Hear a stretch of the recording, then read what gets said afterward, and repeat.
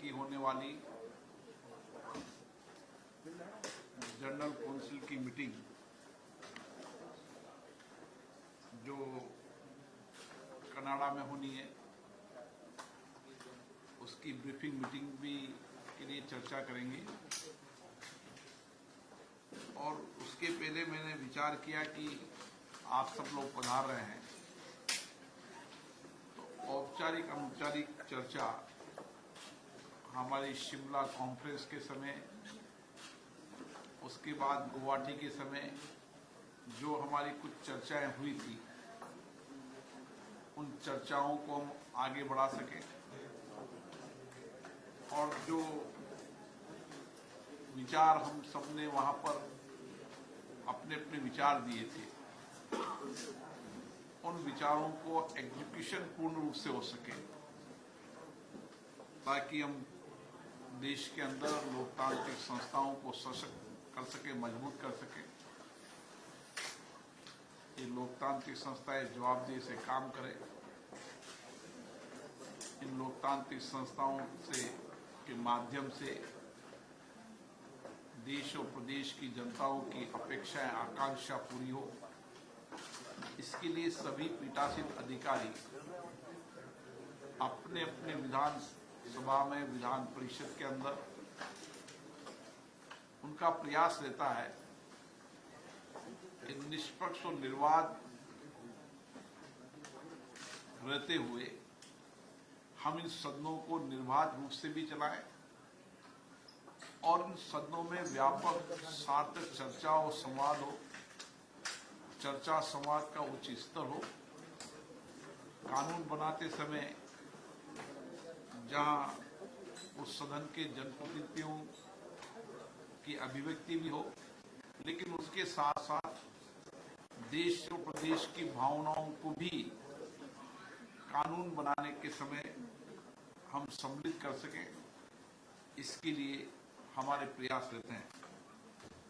आज सबसे पहले मैं इस विषय पर हमारे बीच में दो पीठासीन अधिकारी श्री राहुल नार्वेकर जी, जो अध्यक्ष महाराष्ट्र विधानसभा में निर्वाचित हुए हैं, उनको बधाई देता हूं। दूसरे हमारे अध्यक्ष जिन्होंने त्यागपत्र दिया है, उनके स्थान पर विक्रम केशरी अरुका जी, अध्यक्ष उड़ीसा विधानसभा, वो निर्वाचित हुए हैं, उनको भी मैं बधाई देता हूं। शायद उत्तराखंड के स्पीकरों का पहले परिचय शायद हो चुका था, तो उनको भी शुभकामनाएं देता हूं, बधाई देता हूं। महाना साहब भी पहली वाली बैठक में, शायद गुवाहाटी वाली में उनका अभिवादन हो चुका था। पंजाब वाले माननीय विधानसभा अध्यक्ष भी चुनकर आए, उनका भी हम अभिवादन करते हैं। इस डिप्टी विधानसभा स्पीकर का भी स्वागत, अभिनंदन करते हैं। मध्य प्रदेश के शायद गुवाहाटी में हमने अभिवादन कर दिया था।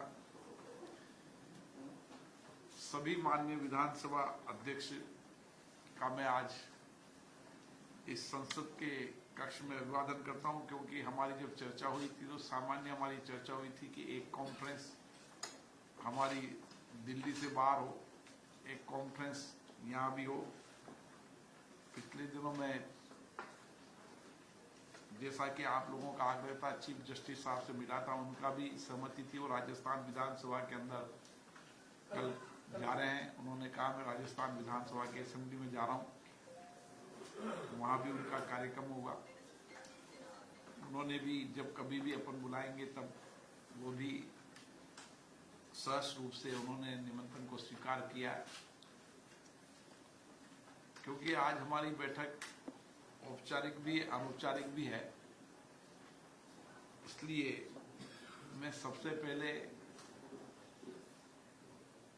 डॉक्टर अजय कुमार, जो इंडियन फॉरेन सर्विस के अधिकारी हैं, जो इस सारी कॉन्फ्रेंस को कोऑर्डिनेट कर रहे हैं, कुछ जानकारी आपको लॉजिस्टिक्स के बारे में देंगे और जो कुछ भी और आवश्यकता इंतजाम की हो वह भी हम चर्चा करेंगे। और किस तरीके से सीपीए की इस कॉन्फ्रेंस में हम अपने विषयों को रख सकें, राज्य के देश के मुद्दों को रख सकें और अपने राज्य और देश के अंदर किस तरीके से भारत में नया परिवर्तन हो रहा है उसके विषय हम सीपीए कॉन्फ्रेंस के माध्यम से सभी देशों को अवगत करा सकें। मैं अजय कुमार जी को कहूंगा कि वह एक लॉजिस्टिक के बारे में आपको जानकारी दें। धन्यवाद। अब मीडिया के लोगों को फ्री कर दो, अब इंडोर मीटिंग है।